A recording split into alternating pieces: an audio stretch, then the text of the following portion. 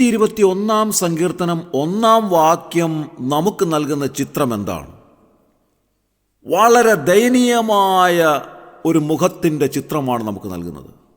ഏറ്റവും വലിയ നിരാശയിലൂടെ കടന്നു പോകുന്ന ഒരു വ്യക്തി സഹായത്തിനായി പർവ്വതങ്ങളിലേക്ക് നോക്കുന്ന പരമദയനീയമായ ഒരു ചിത്രമല്ലേ വാസ്തവത്തിൽ നമുക്ക് ലഭിക്കുന്നത്? ജീവിതത്തിലെ എല്ലാ ആശകളും നഷ്ടപ്പെട്ടു പോയി, പ്രതീക്ഷകളെല്ലാം മങ്ങിപ്പോയി, ആശയ്ക്ക് വകയില്ലാത്ത, ഇനി രക്ഷയില്ല എന്ന് മറ്റുള്ളവർ വിധിയെഴുതുന്ന ഏറ്റവും പരമദയനീയമായ ഒരു മനുഷ്യൻ്റെ മുഖത്തിൻ്റെ ഭാവം നമുക്ക് മനസ്സിലൊന്ന് കാണുവാൻ സാധിക്കുമോ? അങ്ങനെയുള്ള ഒരു വ്യക്തി ജീവിതത്തിൽ എത്രമാത്രം നിരാശയിലൂടെ കടന്നു പോകുന്നൊരു വ്യക്തിയാണ്. താങ്ങാനാവാത്ത ജീവിതഭാരം വഹിക്കുന്ന, അതിഭയാനകമായ സാഹചര്യത്തിലൂടെ കടന്നു പോകുന്ന, വല്ലാത്ത മാനസിക സംഘർഷം അനുഭവിക്കുന്ന ഒരു വ്യക്തിയുടെ ചിത്രം നമ്മുടെ മനസ്സിലൊന്ന് കാണേണ്ടത് ആവശ്യമാണ്.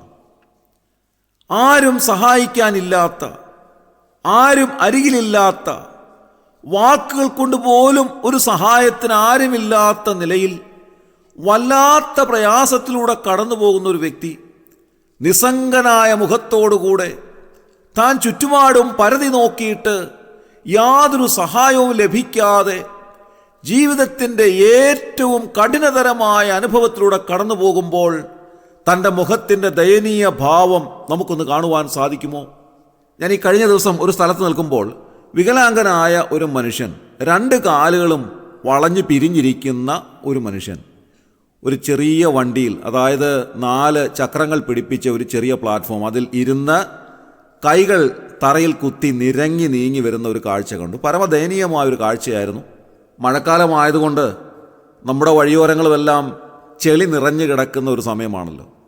നമ്മളൊക്കെ നടക്കുമ്പോൾ ഈ ചെളിയിൽ ചവിട്ടാതെ മാറി നടന്നു പോകാൻ ശ്രമിക്കും. എന്നാൽ ഈ മനുഷ്യനെ സംബന്ധിച്ചിടത്തോളം അദ്ദേഹത്തിന് അങ്ങനെ ഈ ചെളിയിൽ നിന്നൊന്ന് മാറിപ്പോകുവാൻ സാധിക്കുന്നില്ല. അതുകൊണ്ട് ആ 2 കൈകളും ആ ചെളിയിൽ ഊന്നി ഈ വളഞ്ഞു പിരിഞ്ഞ കാലുമായി ചക്രം പിടിപ്പിച്ച ആ പ്ലാറ്റ്ഫോമിൽ ഇരുന്ന് നിരങ്ങി റോഡിൻ്റെ ഒരു വശത്തേക്ക് മാറി ചെളിയില്ലാതെ അല്പം ഉണങ്ങിക്കിടക്കുന്ന ഒരു സ്ഥലത്ത് അദ്ദേഹം വന്നിരുന്നു.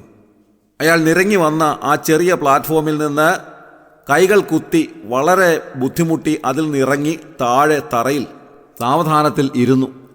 ആരോടും പരാതിയില്ലാതെ, പരിഭവമില്ലാതെ, ആരെയും ഗൗനിക്കാതെ താൻ അവിടെ ഇരിക്കുകയാണ്. അദ്ദേഹത്തിൻ്റെ മുഖഭാവം ഞാനൊന്ന് ശ്രദ്ധിച്ചു. എന്തെല്ലാമോ ഭാവഭേദങ്ങൾ അദ്ദേഹത്തിൻ്റെ മുഖത്തുകൂടെ മിന്നിമറയുന്നുണ്ട്.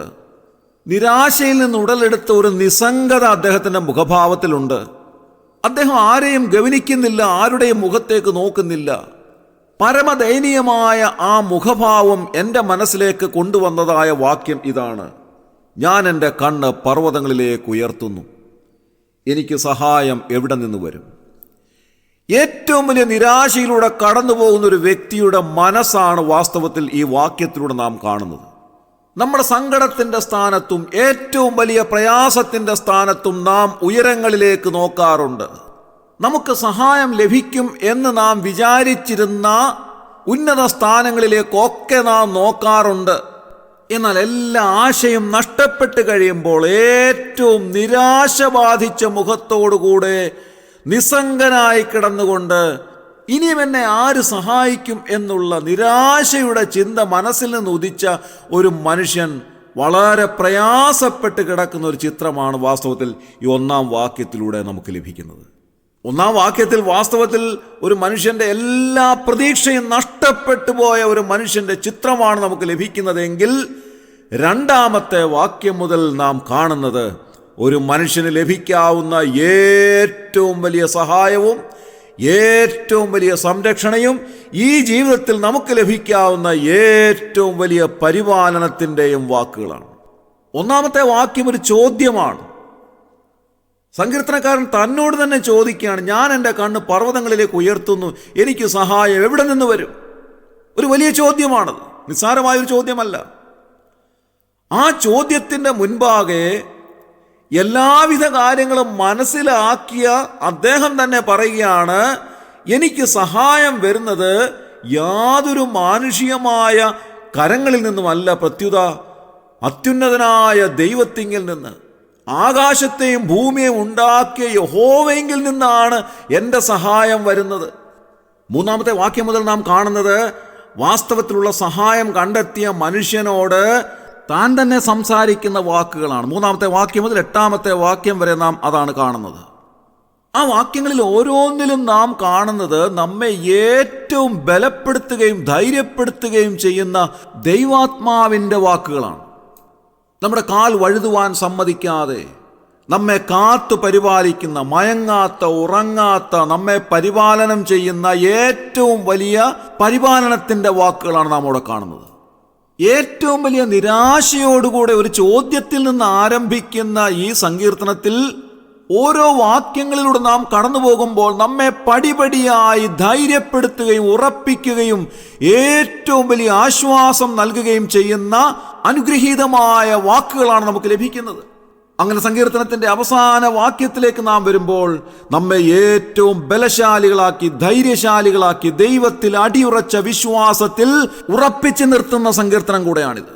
സങ്കീർത്തനം ആരംഭിക്കുന്ന സമയത്ത് 1-ാം വാക്യത്തിൽ എഴുതിയിരിക്കുന്ന മ്ലാനമായ മുഖമുണ്ടല്ലോ, ഏറ്റവും നിരാശയുള്ള, സങ്കടമുള്ള, എല്ലാ പ്രതീക്ഷയും നഷ്ടപ്പെട്ടു പോയ, നൈരാശ്യം ബാധിച്ച ആ മുഖത്തിൻ്റെ സ്ഥാനത്ത് സങ്കീർത്തനം അവസാനിക്കുമ്പോൾ നാം കാണുന്നത് പ്രസന്നമായ ഒരു മുഖമാണ്. നല്ല തെളിമയുള്ള മുഖം, സന്തോഷമുള്ള മുഖം, പരിപാലനം ലഭിക്കുന്ന, ആശ്വാസം ലഭിക്കുന്ന, സംരക്ഷണയിലുള്ള അനുഗ്രഹിക്കപ്പെട്ട ഒരു മുഖമാണ് നാം അവിടെ കാണുന്നത്. ഇന്ന് രാവിലെ ഈ വചനം ധ്യാനിക്കുമ്പോൾ ദൈവത്തിൻ്റെ ആത്മാവ് നമ്മോട് സംസാരിക്കുന്ന കാര്യം എന്താണ്? നമ്മുടെ മനസ്സ് ഏറ്റവും ക്ഷീണിച്ച് നിരാശയിലാണ്ടുപോയി, എല്ലാ പ്രതീക്ഷയും മങ്ങി, എല്ലാ നിലയിലും നാം തകർന്നവരായിത്തീരുമ്പോൾ നമ്മുടെ അരികിലേക്ക് വന്ന് നമ്മെ ആശ്വസിപ്പിക്കുന്ന, നമ്മെ സഹായിക്കുന്ന, നമ്മെ പരിപാലിക്കുന്ന, അനുഗ്രഹിക്കുന്ന ഒരു കരത്തിൻ്റെ തലോടൽ അനുഭവിക്കുന്ന സുരക്ഷിതത്വത്തിൻ്റെ ഉറപ്പാണ്. ഇന്ന് രാവിലെ ഈ വചനങ്ങളെ ശ്രവിക്കുമ്പോൾ ജീവിതത്തിൻ്റെ നിരാശ ബാധിച്ച്, സന്തോഷമെല്ലാം നഷ്ടപ്പെട്ട്, സഹായമെല്ലാം അറ്റുപോയി, വല്ലാത്ത പ്രയാസത്തിലൂടെ ആരും സഹായമില്ല എന്നുള്ള ചിന്തയിൽ വല്ലാതെ മനം നൊന്ത് നിരാശയിൽ ആണ്ടിരിക്കുന്ന ആരെങ്കിലും ഈ വാക്കുകളെ ശ്രദ്ധിക്കുന്നുവെങ്കിൽ ദൈവവചനം നമ്മോട് പറയുകയാണ്, യഹോവ നിന്റെ പരിപാലകൻ.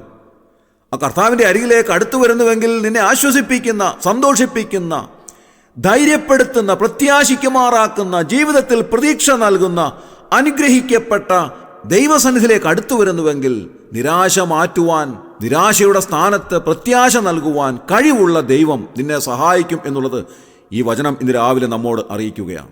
നമ്മുടെ കർത്താവ് രക്ഷിതാവുമായ യേശുക്രിസ്തുവിലൂടെ പിതാവാം ദൈവത്തിൻ്റെ അരികിലേക്ക് അടുത്തു വരുമ്പോൾ നമുക്ക് ലഭിക്കുന്ന അനുഗ്രഹീതമായ ഈ അനുഭവങ്ങൾക്കായി ദൈവത്തിന് നന്ദിയോടെ സ്തോത്രം ചെയ്യാം. നമ്മുടെ കണ്ണുകളെ അടയ്ക്കാം, പ്രാർത്ഥിക്കാം. ക്രിസ്തുയേശുവിലൂടെ അതിവാത്സല്യമായി ഞങ്ങളെ സ്നേഹിക്കുന്ന സ്വർഗീയ പിതാവാം നല്ല ദൈവമേ, അനുഗ്രഹകരമായ ഈ പ്രഭാതത്തിനായി ഞങ്ങൾ നന്ദിയോടെ സ്തോത്രം ചെയ്യുന്നു. കർത്താവെ, ഞങ്ങൾ ചിന്തിച്ചതുപോലെ സഹായമറ്റ് എല്ലാ വഴികളും അടഞ്ഞ് നിരാശയിലാണ്ടുപോയി ജീവിതത്തിലെ എല്ലാ പ്രതീക്ഷകളും നഷ്ടപ്പെട്ടു പോകുമ്പോൾ എനിക്ക് സഹായം വരുന്നത് കർത്താവായ ദൈവത്തിൻ്റെ അരികിൽ നിന്നാണെന്നുള്ള വിലയേറിയ ബോധ്യം ഉണ്ടായ ഒരു വ്യക്തിയുടെ അനുഗ്രഹീതമായ ചിന്തകളെ സംബന്ധിച്ച് ഇന്ന് രാവിലെ ചിന്തിപ്പാൻ ഞങ്ങളെ സഹായിച്ചതിനായി സ്തോത്രം ചെയ്യുന്നു.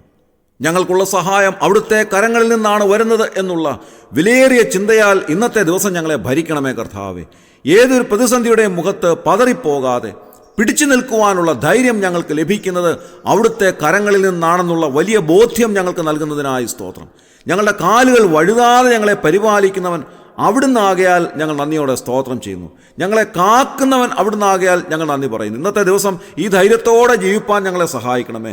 ഈ ശുശ്രൂഷയെ സംബന്ധിച്ച് എല്ലാവരെയും അവിടുന്ന് അനുഗ്രഹിച്ചാട്ടെ. അവിടുന്ന് അങ്ങനെ ചെയ്തതിനായി ഞങ്ങൾ നന്ദി പറയുന്നു. ഞങ്ങളുടെ പ്രാർത്ഥന കേട്ടതിനായി സ്തോത്രം. ഞങ്ങളുടെ കർത്താവിന് രക്ഷിതാവുമായ യേശു ക്രിസ്തുവിൻ്റെ ധന്യമായ നാമത്തിൽ തന്നെ ആമേൻ.